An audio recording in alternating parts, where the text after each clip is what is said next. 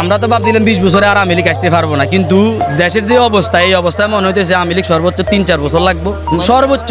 আমরাও ভাবছিলাম 30 বছরে আওয়ামী লীগ আসতে পারবো না, কিন্তু আওয়ামী লীগের আমলে যে খারাপই গুলো হয়েছে এখন আর 3 গুণ হইতেছে। দিন শেষে সবাই আওয়ামী লীগের টাকা খাইতেছে, সবাই বক্তব্যে বলতেছে আওয়ামী লীগের কাছে থাকতে পারবো না, কিন্তু রাত্রে কিন্তু বান্ডিল খাইতেছে, ভাই আসি ভাইয়ের হাত আছে, তো সব জায়গায় হচ্ছে। আপনি বলেন কার দুর্নীতি আপনি দেখেন নাই? আওয়ামী লীগ সরকারের পিএস 16 বছরে 400 কোটি টাকার মালিক হয়েছে। আসিফ মাহমুদ নাইতে 6 মাসে তারা 300-400 কোটি টাকার মালিক হয়ে যায়। তাহলে দুর্নীতি আগে বেশি হয়েছে না এখন বেশি হয়েছে? সময় পার্থক্য। কিন্তু তারা 16 বছরে 400 কোটি টাকার মালিক হয়, তারা 7 মাসে 300 কোটি টাকার মালিক। 5 আগস্টের আগে দেখলাম যে লুঙ্গি কিনছে, তারা এখন হুন্ডা নিয়ে ঘুরে। এটা পাইছে কই? অনেক লোকে গ্রামে গঞ্জে, আপনারাও জানেন, কিন্তু এখন আমি তো আপনাদের শো দেখাতে পারতেছি না। সবাই জানে গ্রামে গঞ্জে এখন যারা খুঁজা খাইছে তারা এখন একজন নেতা, তারা এইভাবে হাত তুলে দেয়। আপনার স্বাধীন দেশে মানুষের রোডে মারে কিভাবে, পাথর নিক্ষেপ করে মারে ফেলায় কিভাবে? ওই তলে তলে সবাই ভাবি, অন্যের ভাব দেখলে এক কাল্লা বাড়াই মাফি। এটা হচ্ছে আমাদের মূল সমস্যা ভাই। উপরের দিকে তুতু মারলে নিজের গায়ে পড়ে, এটা আমরা ভাবি না। আমরা মনে করি আমি এখন সবকিছু, এই যে হত্যাটা হয়েছে দায়ভারটা এখন ডক্টর ইউনূসের কাঁধে সবাই দিয়ে দিবে। কেন দিচ্ছে? প্রশাসন কার? ডক্টর ইউনূসের। ডক্টর ইউনূসে কেন নির্দেশ দিছে? এদেরকে বাঁচানোর জন্য। তো হাসিনাও তো একই কাজ করেছে, সেম কাজটা হাসিনা করেছে না? তার নিজের ক্ষমতা রক্ষার্থে সে স্বাভাবিক অনুমতি দিতে পারে। তো হাসিনার যে দোষ, ডক্টর ইউনূসেরও সেম দোষ। ওই যে একটা কথা আছে না, গু খায় সব মাছের নাম হয় শুধু ফাঙ্কাস মাছের। এখন হাসিনার দোষ হয়ে গেছে, ডক্টর ইউনূসেরটা দায় হয়ে গেছে।